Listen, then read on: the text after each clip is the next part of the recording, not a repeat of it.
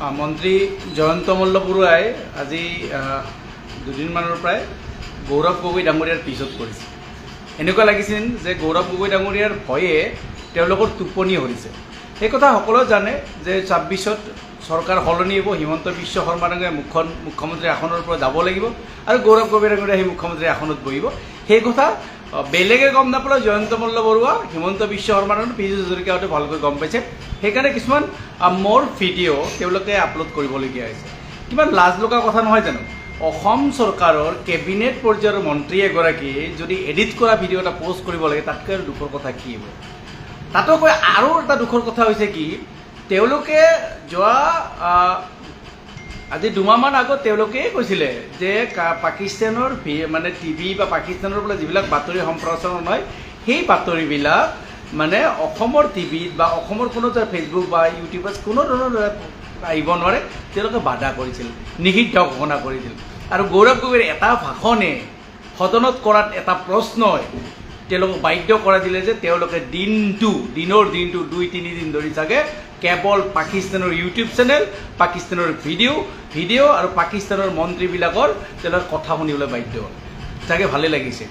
গোটেই দিনটো কিজানি হিমন্ত বিশ্ব শৰ্মা ডাঙৰীয়া, পীযুষ হাজৰিকা, জয়ন্ত মল্ল বৰুৱাতে একে লগ লাগি একদম কেৱল পাকিস্তানৰ পাৰ্লিয়ামেণ্টত কি কৈ আছে, পাকিস্তানৰ মন্ত্ৰী বিধায়কবিলাকে কি কৈছে সেই কথাই চাই আছে। গতিকে সেইকাৰণে ভাল লাগিছে যে তেওঁলোকে কৈছে যে পাকিস্তানত ট্ৰেণ্ডিং হৈছে মানে কি আপোনালোকে পাকিস্তানক ফ'ল' কৰিবলগীয়া হৈছে, তেতিয়া আপোনালোকে গম পাইছে, নহ'লেতো ট্ৰেণ্ডিং বস্তুটো এনেকুৱা গম নাপায়। আৰু এটা কথা জয়ন্ত মল্ল বৰুৱা ডাঙৰীয়াহঁতক কওঁ যে কেতিয়াবা পাৰিলে এনেকৈ ধৰক আপোনালোকে ভয় খাইছে সঁচা, ভয় খোৱাৰ পিছত যিবিলাক মোৰ ভিডিঅ' কৰাৰ পিছত আপোনালোকে পোষ্ট কৰিছে, পোষ্ট কৰাৰ পিছত কমেণ্টবিলাক কেতিয়াবা চাবচোন, হাঁহি উঠিব, আপোনালোকৰ হাঁহি উঠিব, মনবিলাক ভাল লাগিব। তেতিয়া মই ২-এটা কমেণ্ট কৰি দিলে বহুত আপোনাৰ ভাল লাগিব। একজনে লিখিছে, এই আশাৰ বিৰিয়ানী খাই অহাজনক উদ্দেশ্যি ক'ব পাৰে নেকি? মানে বিৰিয়ানী কোনে খাইছিলতো জানেনে? আমাৰ পাকিস্তানৰ প্ৰধানমন্ত্ৰীৰ ঘৰৰ কাৰোবাৰ বিয়াত যে আমাৰ প্ৰধানমন্ত্ৰীগৰাকী মানে বিনা নিমন্ত্ৰণে গৈ উপস্থিত হৈ বিৰিয়ানী খাব গৈছিল বুলিকে সেইখনকে কৈছে চাগে। গতিকে আপুনি ভালকৈ গম পাইছে।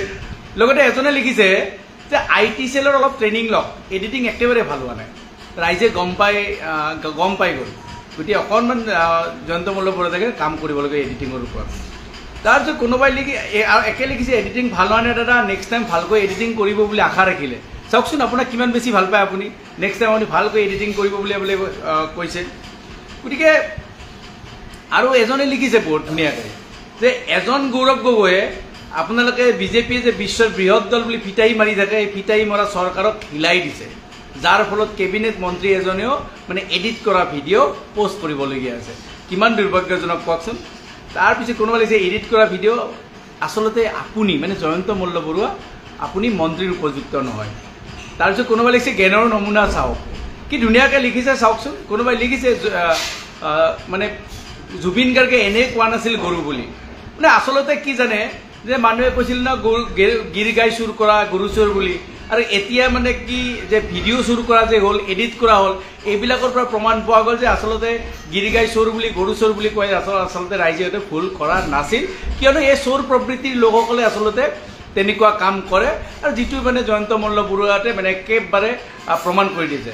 লগতে মই নলবাৰীবাসী হিচাপে পুনৰবাৰ আপোনাক ক'ম যে নলবাৰীবাসী হিচাপে কিন্তু লজ্জিত হওঁ এইকাৰণে যে আপুনি এডিট কৰা ভিডিঅ' কেবিনেট মন্ত্ৰীৰ আসনত থাকি কৰা শোভা নাপায়। নলবাৰীৰ ৰাইজে কেতিয়াও এইবিলাক বস্তু ভাল নাপায়। নলবাৰী এখন সদায় ঐতিহ্যমণ্ডিত, ঐতিহ্য গৰিমাৰে মানে পৰিপূৰ্ণ প্ৰজ্ঞা নগৰী বুলি সকলোৱে জানে। গতিকে নলবাৰীৰ পৰা প্ৰতিনিধি হৈ আপুনি এনেকুৱা আচৰণ, এনেকুৱা কাম কৰিব বুলি আমি আচলতে ভবা নাছিলোঁ। তাৰে তলত আকৌ এটা আপুনি নিজৰ পৰিয়ালৰ পোষ্ট কৰোঁতে কি লিখিছে আপুনি চাবচোন। আপুনি ধুনীয়া লিখিছে, আপোনাৰ ল'ৰা ছোৱালী হাল পঢ়িছে, বাহিৰত অসম ভেলীত পঢ়িছে, প্ৰাইভেট স্কুলত পঢ়িছে, ধুনীয়া ৰিজাল্ট কৰিছে, সকলোৱে ভাল পাইছে। কিন্তু এটা কথা মনত ৰাখিছেনে জয়ন্ত মল্ল বৰুৱা? সেই কমেণ্টত কিছুমানে লিখিছে যে মন্ত্ৰী মহোদয় আপুনি মন্ত্ৰীৰ কাৰণে আপোনাৰ ল'ৰা ছোৱালীক প্ৰাইভেটত পঢ়াইছে, আমি সাধাৰণ ৰাইজ কাৰণে আমি চৰকাৰী স্কুলতে পঢ়াইছোঁ। এতিয়া চাওকচোন, আপুনি কেবিনেট মন্ত্ৰী, আপোনালোকে চৰকাৰী মানে, কিন্তু আপোনালোকে চৰকাৰী স্কুলত আপোনালোকৰ ল'ৰা ছোৱালীক পঢ়াব নোৱাৰে। তাৰমানে আপোনালোক অকৰ্মণ্য অপদাৰ্থ মন্ত্ৰী, আপোনালোকে এটা বিভাগো ভালকৈ চলাব পৰা নাই। আপোনাৰ সাধাৰণ কিবা এটা বেমাৰ হওঁতে আপুনি বাহিৰত যাবলগীয়া আছিল, দিল্লীত যাবলগীয়া আছিল। তাৰমানে আপুনি প্ৰমাণ কৰি দিছে যে স্বাস্থ্য বিভাগ একেবাৰে স্বাস্থ্য বিভাগ যে অসমত স্বাস্থ্য বিভাগ যে একেবাৰে বেয়া অনুন্নত সেইটো কথা আপোনালোকে প্ৰমাণ কৰি দিছে।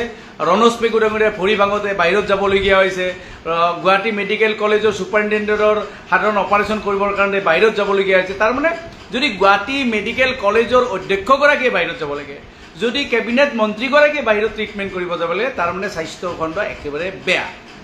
আৰু যদি মন্ত্ৰী পৰিয়ালে মন্ত্ৰীৰ পুত্ৰ মানে যদি পুত্ৰ বা ছোৱালীয়ে যদি প্ৰাইভেট স্কুলত পঢ়িব পাৰে, তাৰমানে আপোনালোকে স্বাস্থ্যখণ্ড আপোনালোকে শিক্ষাখণ্ড কমপ্লিটলি গেলাই পেলাইছে। কিয়নো আপোনালোকে চৰকাৰী স্কুলত আপোনালোকৰ নিজৰ সন্তানক পঢ়াব নোৱাৰে। তাৰমানে এইটোৱে কৈছে যে আপোনালোকে যি চৰকাৰত থকাতে শিক্ষা ব্যৱস্থা কমপ্লিটলি মানে শেষ কৰি পেলাইছে। আপোনালোকে চৰকাৰ চলাই থকাতে স্বাস্থ্য বিভাগ সম্পূৰ্ণ শেষ কৰি পেলাইছে। এতিয়া কোনো মানে মন্ত্ৰী বা ডাঙৰ ডাঙৰ মানুহে মানে অসমত চিকিৎসা চলাব নোৱাৰে, বা মন্ত্ৰী বিধায়ক বা চৰকাৰী কৰ্মচাৰীসকলে নিজৰ ল'ৰা ছোৱালীক চৰকাৰী স্কুলত পঢ়াব নোৱাৰে বা প্ৰাইভেট স্কুলত পঢ়াবলগীয়া হৈছে। তাৰমানে এইটোৱে প্ৰমাণ কৰি দিছে যে আপোনালোকে অকৰ্মণ্য অপদাৰ্থ মন্ত্ৰী আৰু আপোনালোকে চৰকাৰ চলাব পৰা নাই। সেইকাৰণে কৈছোঁ যে গৌৰৱ গগৈ ডাঙৰীয়াৰ পিছত পৰি থকাতকৈ আচলতে আপোনালোকে দিয়া দায়িত্বখিনি আপোনালোকে সুকলমে পালন কৰক, তেতিয়া ৰাইজসকলে ভাল পাব।